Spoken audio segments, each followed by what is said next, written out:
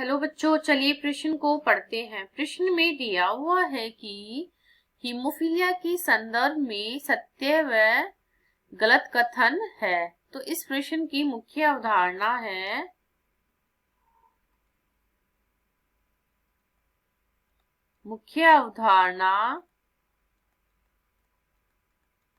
आनुवंशिकी।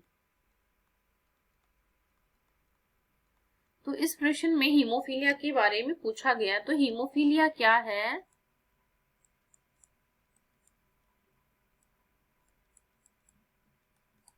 हीमोफीलिया एक लिंग संलग्न रोग होता है। लिंग संलग्न प्रकार का रोग होता है। इसमें क्या होती है, इस रोग में क्या होता है, जो नारी होती है या महिला जो होती है वो इस रोग की वाहक होती है।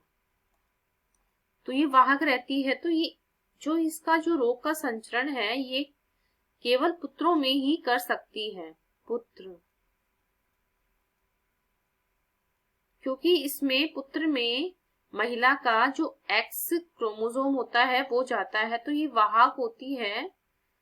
इस वजह से उसका वो जो एक्स क्रोमोसोम है वो पुत्र में जाता है। इस वजह से ये रोग पुत्र में ही होता है।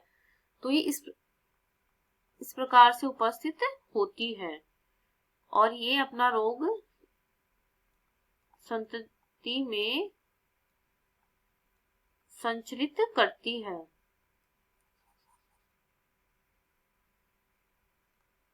संतति में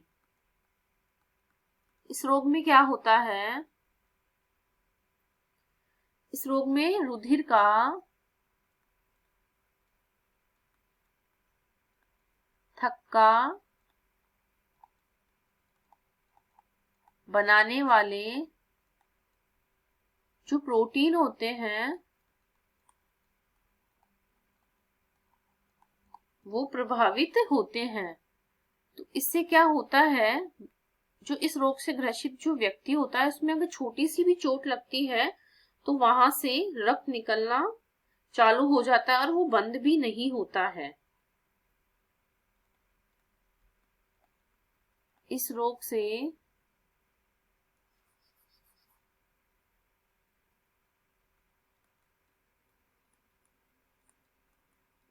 से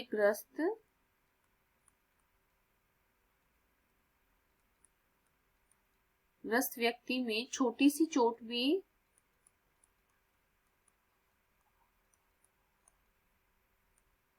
से रक्त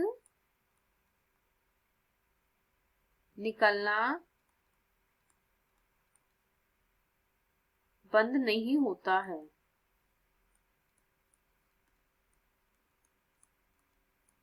रक्त निकलना बंद नहीं होता है। तो जो महारानी विक्टोरिया थी उनकी जो वंशावली जो चल रही थी,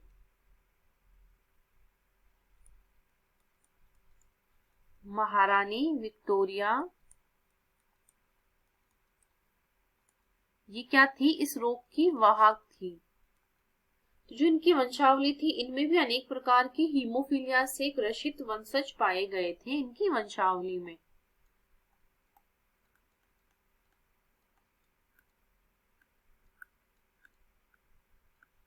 वंशावली में अनेक हीमोफीलिया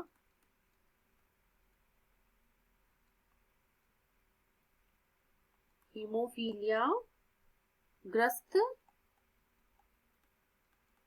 वंशज थे और जो महारानी विक्टोरिया थी वो वाहक थी इस रोग की।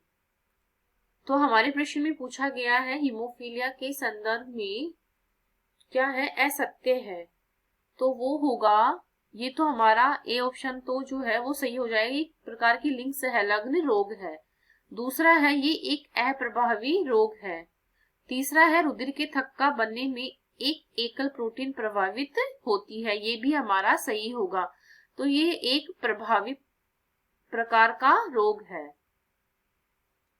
तो ये सारे गलत हो जाएंगे, हमें इसमें असत्य पूछा गया है। तो ये हमारा सी ऑप्शन गलत हो जाएगा।